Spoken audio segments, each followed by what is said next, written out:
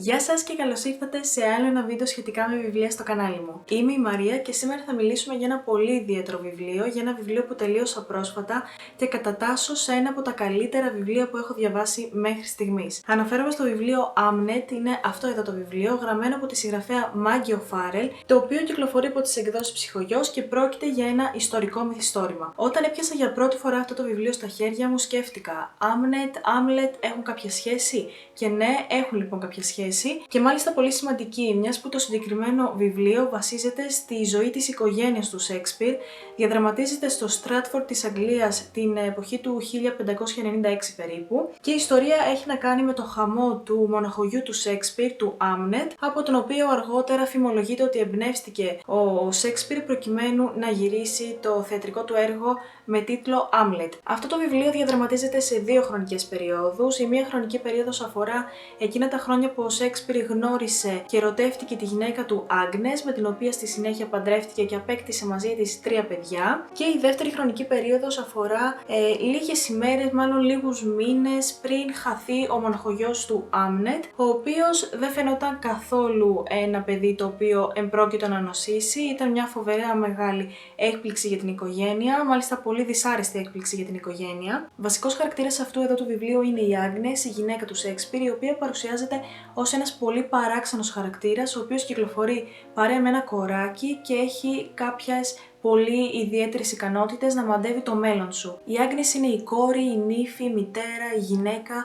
Ο άνθρωπος αυτός που έχει μια τόσο ιδιαίτερη σχέση με τη φύση και τα ζώα είναι ο άνθρωπος που αντιλαμβάνεται πράγματα που ο υπόλοιπος κόσμος δεν μπορεί να αντιληφθεί, αλλά είναι επίσης και η μάνα που δεν καταφέρνει να αντιληφθεί εκείνο το γεγονός που θα συγκλονίσει και θα αλλάξει τη ζωή της και το οποίο θα έπρεπε να έχει αντιληφθεί. Το συγκεκριμένο βιβλίο περιλαμβάνει πάρα πολλούς χαρακτήρες και αυτό είναι κάτι που θα συνειδητοποιήσετε ήδη από τις πρώτες σελίδες του βιβλίου και ίσως αυτό κάπως να σας ανησυχήσει, να σας φέρει έτσι ίσως κάποια σύγχυση στο μυαλό σας, αλλά κάπου εδώ θα σας έχω μία λίστα με όλα τα πρόσωπα του βιβλίου, έτσι ώστε σε περίπτωση που διαβάσετε το συγκεκριμένο βιβλίο να μεταφερθείτε σε αυτή τη λίστα και να διαβάσετε το ρόλο του κάθε χαρακτήρα, έτσι ώστε να μην μπερδευτείτε και να βάλετε τα γεγονότα σε μία σειρά. Το βιβλίο αυτό, αν και προϊόν μυθοπλασίας, βασίζεται σε πραγματικά γεγονότα. Μιλάει για την οικογένεια του Σέξπιρ. Συνεπώς, όπως καταλαβαίνει κανείς, πρόκειται για ένα αρκετά ρεαλιστικό βιβλίο. Το συγκεκριμένο βιβλίο θίγει πολύ σημαντικά, δυνατά και ουσιαστικά μηνύματα. Μιλάει για το θεσμό της οικογένειας, για τον ανεξίδηλο δεσμό μεταξύ των διδήμων.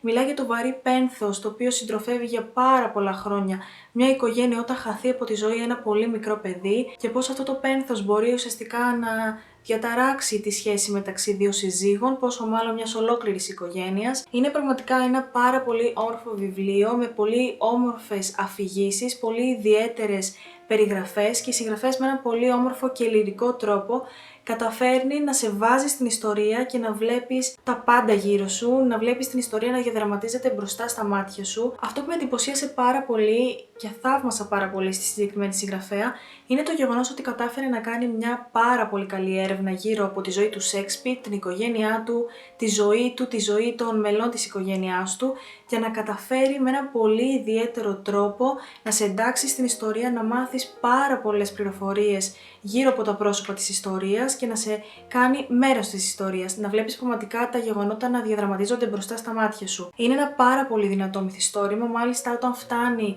στο σημείο που αφηγείται το χαμό του Amnet, μπορεί πραγματικά εκείνη η σκηνή να σε λυγίσει. Δεν θεωρώ ότι είναι ένα ψυχαγωγικό βιβλίο, ούτε ένα χαρούμενο και αισιόδοξο βιβλίο. Αν μη τι άλλο, μιλάει για το χαμό ενός πολύ μικρού παιδιού. Οπότε, όπως καταλαβαίνετε, πρόκειται για ένα θλιβερό βιβλίο. Αλλά θεωρώ ότι αξίζει πραγματικά να διαβαστεί από κάθε αναγνώστη εκεί έξω. Υπήρξε λίγο προκατηλημένη όταν το ξεκίνησα, γιατί δεν είμαι από τις αναγνώστριες οι οποίες προτιμούν την ιστορική λογοτεχνία. Αλλά πραγματικά το συγκεκριμένο βιβλίο μου άρεσε τόσο πολύ που με οδήγησε στο να ψάχνω περισσότερες πληροφορίες για τον Σέξπιρ και για τη ζωή του, για τα έργα του, την οικογένειά του, πώς τα έργα του συνέβαλαν στο να δημιουργηθεί μια νέα εποχή μετά τον Σέξπιρ και μετά τα έργα του και μάλιστα αποτέλεσε και αφορμή στο να αναζητήσω παρόμοια βιβλία του ίδιου ύφους, να μάθω για πολύ σημαντικά και αξιόλογα πρόσωπα της ιστορίας μας, τα οποία μέσα από το έργο του συνέβαλαν στην τέχνη, στον κινηματογράφο, στο θέατρο, στη ζωγραφική, σε πολύ όμορφους, ιδιαίτερους και αξιόλογους χώρους. Ακόμη θεωρώ ότι είναι ένα βιβλίο το οποίο έχει την πιο όμορφη γραφή που μπορείς να συναντήσεις σε ένα βιβλίο. Μπορείς να μάθεις τόσες πολλές καινούργιες λέξεις, περιγράφει με ένα πάρα πολύ όμορφο τρόπο, λυρικό όπως ανέφερα και πριν, πολύ όμορφα τοπία, τον χώρο γύρω από τον οποίο διαδραματίζονται όλα τα γεγονότα. Το βιβλίο Hamnet βραβεύτηκε ως το καλύτερο βιβλίο του 2020 σύμφωνα με το BBC και κατατάσσεται ανάμεσα στα 10 καλύτερα βιβλία του 2020 σύμφωνα με τους New York Times. Εγώ γνώρισα για πρώτη φορά αυτό το βιβλίο μέσα από το Goodreads στην περίοδο που ο κόσμος ψήφιζε το αγαπημένο του βιβλίο για το 2020. Ψηφίστηκε ως το καλύτερο βιβλίο του είδους του, φάνηκε δηλαδή ότι ο κόσμος πραγματικά το στήριξε, το αγάπησε, το απόλαυσε και χαίρομαι πάρα πολύ που βρέθηκε αυτό το βιβλίο στα χέρια μου. Ευχαριστώ πάρα πολύ και τις εκδόσεις Ψυχογιός που μου το έστειλαν προκειμένου να το διαβάσω, να σας μιλήσω γι' αυτό και να σας πω την ειλικρινή μου άποψη για αυτό το βιβλίο, όπως κάνω άλλωστε για κάθε βιβλίο που διαβάζω.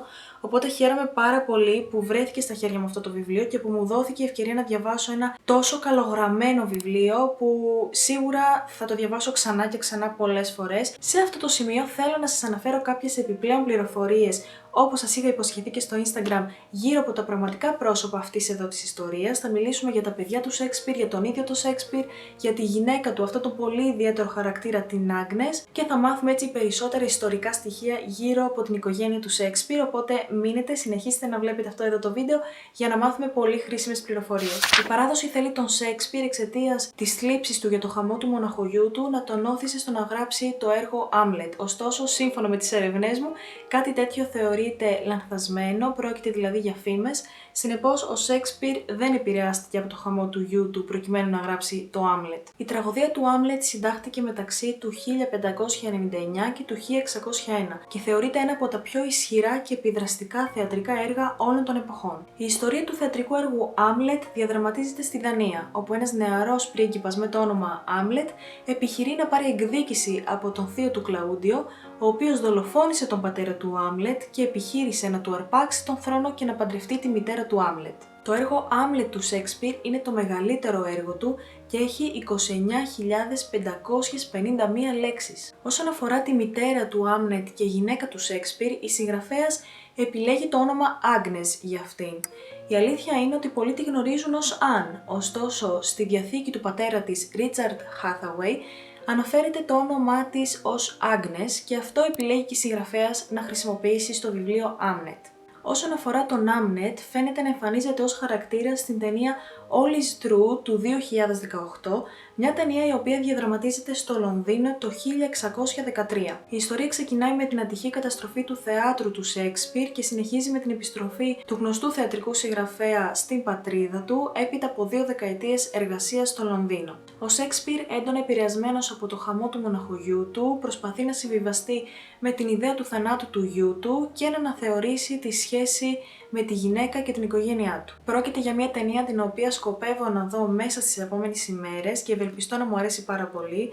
Θα μπορούσα να τη δω ως μια μεταφορά του βιβλίου στη μεγάλη οθόνη, αλλά δεν θα το κάνω για να μην απογοητευτώ, οπότε μέσα στις επόμενες ημέρες, πιθανότητα μέσα στο καλοκαίρι μάλλον, θα δω την ταινία και θα σας πω σχετικά για αυτή. Ελπίζω να μου αρέσει, ελπίζω πραγματικά να με ενθουσιάσει όσο με ενθουσίασε και αυτό το βιβλίο, αν και το βρίσκω λίγο δύσκολο. Αυτή ήταν η άποψή μου λοιπόν για το βιβλίο Hamnet και όλες οι πληροφορίες που γυρίζουν γύρω από αυτό εδώ το βιβλίο. Ελπίζω το σημερινό βίντεο να σας άρεσε, ελπίζω αυτό εδώ το βιβλίο να σας ενθουσίασε. Είναι ένα βιβλίο το οποίο σας συστήνω ανεπιφύλακτα, ό,τι βιβλία και αν διαβάζετε. Πιστεύω ότι αυτό το βιβλίο αξίζει να βρίσκεται στη βιβλιοθήκη σας και αξίζει έστω και μία φορά στη ζωή σας να το διαβάσετε. Περιέχει μέσα μια πολύ δυνατή και συγκινητική ιστορία. Το τέλος του μάλιστα πραγματικά με γονάτισε, αλήθεια σας λέω. Είναι ένα βιβλίο το οποίο λάτρεψα και κατατάσσω ανάμεσα στα καλύτερα βιβλία που έχω διαβάσει μέχρι στιγμής και ας ελπίσουμε ότι θα αποτελέσει αφορμή στο να αναζητήσω και να συνεχίσω να βρίσκω βιβλία τα οποία πραγματικά θα μου κινούν το ενδιαφέρον και θα μιλούν στην καρδιά μου όπως μίλησε το συγκεκριμένο βιβλίο. Μην ξεχάσετε να κάνετε μία εγγραφή στο κανάλι μου έτσι ώστε να στηρίξετε το περιεχόμενό μου και ένα like σε αυτό το βίντεο για να μου δείξετε ότι πράγματι σας άρεσε. Επίσης θα χαρώ πάρα πολύ αν αφήσεις το σχόλιο σου κάτω από αυτό το βίντεο έτσι ώστε να μάθω κι εγώ τη σκέψη σου και τα συναισθήματά σου για το βιβλίο Amnet. Θα χαρώ πάρα πολύ αν έχεις διαβάσει αυτό το βιβλίο να μας γράψεις από κάτω την άποψή σου γι' αυτό. Αν δεν το έχεις διαβάσει θα ήθελα πάρα πολύ να μάθω αν θα σε ενδιέφερε να διαβάσεις αυτό το βιβλίο και πώς σου φάνηκε το σημερινό βίντεο. Εμείς θα τα πούμε την επόμενη Κυριακή στις 2 η ώρα το μεσημέρι με περισσότερες βιβλιοπροτάσεις. Μέχρι τότε να είστε όλοι καλά και να διαβάζετε όμορφα βιβλία. Γεια σας!